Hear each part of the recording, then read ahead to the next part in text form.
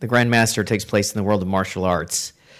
And I assume that you've seen a few of these movies in your life. Obviously, your films have touched on action many times, but they're not as clearly defined in terms of genre.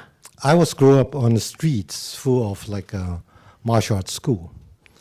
And in those days, martial arts school is not like the school today. There's no high window, clean uniform. Most of them are very dark and mysterious. And back then, parents normally would not encourage kids to practice Kung Fu because some of the school is associated with triads. But I was always fascinated about like martial art because we heard so many stories about it. And in this film, later on, you're going to see there's a scene almost at the end of the film. There's a young man, a boy actually. He's standing outside of the place where Yip Man taught Wing Chun. And the camera will see his face. He looked inside, full of curiosities. That kid in the film could be Bruce Lee, or it could be me, because I was very curious. I want to know what's behind that door. And I'm very lucky because with the Grandmaster, I actually have the chance to walk through this door and find out what actually martial art is. The reason I want to make this film, to make the film about Yip Man, because he actually was very highly respected in his time. And because of Bruce Lee, he became a legend. And in a way, it's like today, a lot of people, or maybe audience of the followings about Chinese martial art films, it's because of Bruce Lee. And I think it would be interesting to tell the story of the man who trained him. And with this man, we're not talking only about the skill. It's really about the wisdom and the philosophy of Chinese martial art. Just imagining you as a little boy standing outside the window, all of us who didn't have the guts to go inside and do martial arts. I want to, but my parents say no. My parents wouldn't let me either, yeah. Your films are very specific and obviously related to real life. You know, I imagine that you must have fallen in love with someone who lived across the hall at some point in your life. How does the process of creating a film happen for you? Do you keep notebooks? Do you collect observations? Is this about exercising an obsession? There's so many reasons to make a film. Sometimes it's because of a line, sometimes it's because of an image.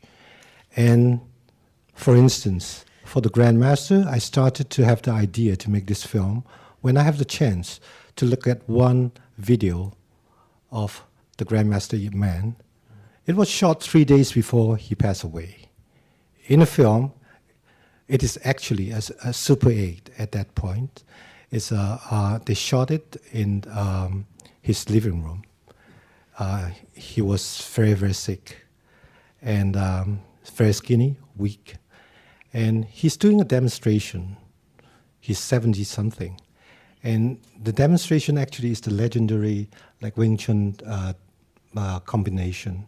Is his practice with the dummy. And this combination was so legendary because it basically is the core spirit of this Wing Chun combat technique. And a lot of people offer him monies to do demonstration for them, including Bruce Lee. But he always refused. And because he said, I'm not going to do it for money. If I'm going to do it, I have to do it for all my students. Most of the Kung Fu film we saw before is about like who's going to be the best fighter, about revenge. And here, at the time when I see Yip Man doing this demonstration, he stopped. It's only like 1 second. He stopped. We don't know if it's too tired or he simply forgot it. But that moment, it's the most emotional part. Because we know why he wanted to do it 3 days before he died. Because he wanted to keep his promise. and he want to keep the torch, carrying on the torch and keep the light burning. So I find an angle. It's about legacy. I don't think there's any film have addressed this about legacy of the Chinese martial art, because in a way it is a very important part of this culture. There's so many great fighters, but only few can be called the Grandmaster. In reading, I don't know exactly about this film, but I've noticed about your other films that you work in a unique way and that there's a lot of improvisation, particularly in dialogue in your work. In a way, it's because I wrote most of my script. I think so. In a way, the writing process, I already have the pictures in my mind. And also, I'm very lucky. I work with very great actor and actress, and so I know how high they can fly. I'm going to fit the characters according to their performance. So you know, obviously, let's take Tony Leung. At this point, you've made numerous films with him. He's a very, very good actor, but he never practiced martial art.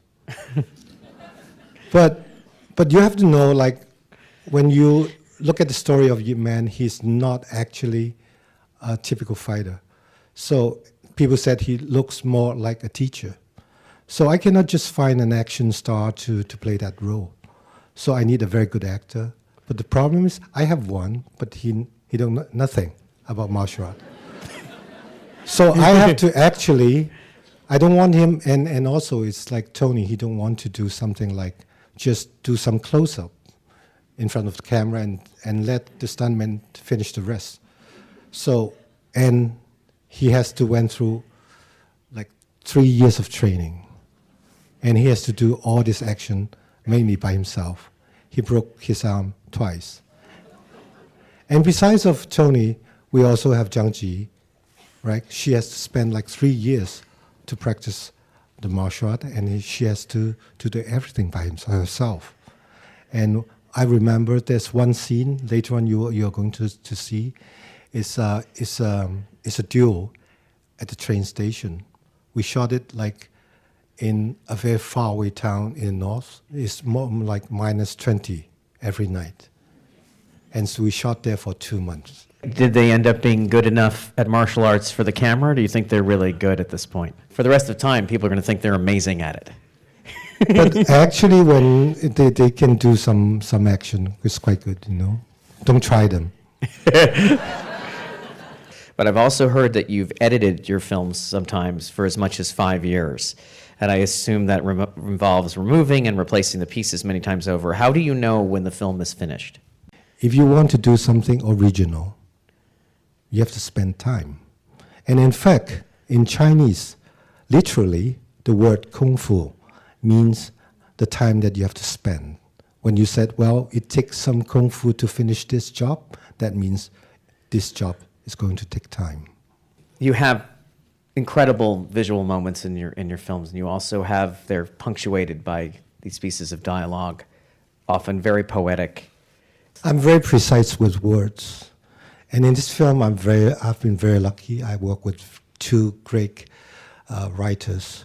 And because I don't speak very good Mandarin, but in the film, the characters of one of the family, they are the major family from the north. So they have to speak in Beijing accent. And so I have to find a great writer who is very good with Mandarin dialogues to help me on this.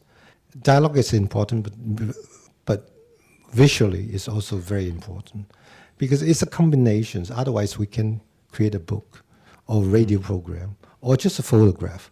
But what makes cinema so attractive, so fascinating, is because it's not a 1+1 process.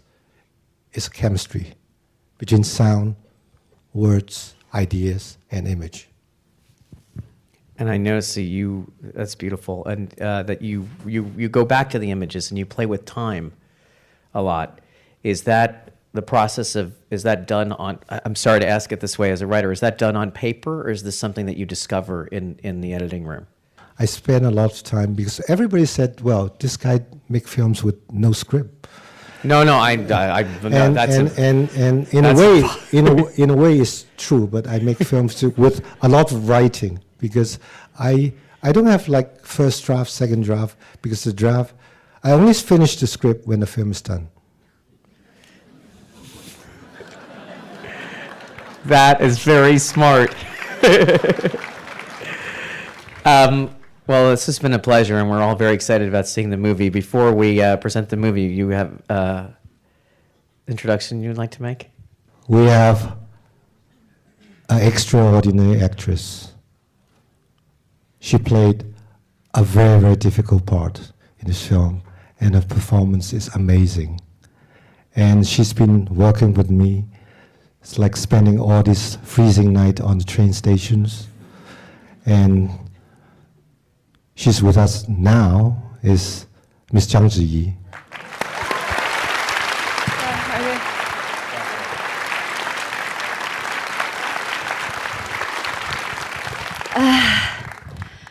Good evening.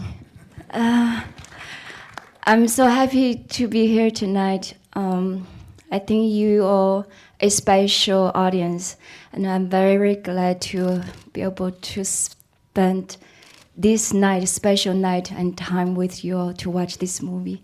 Thank you.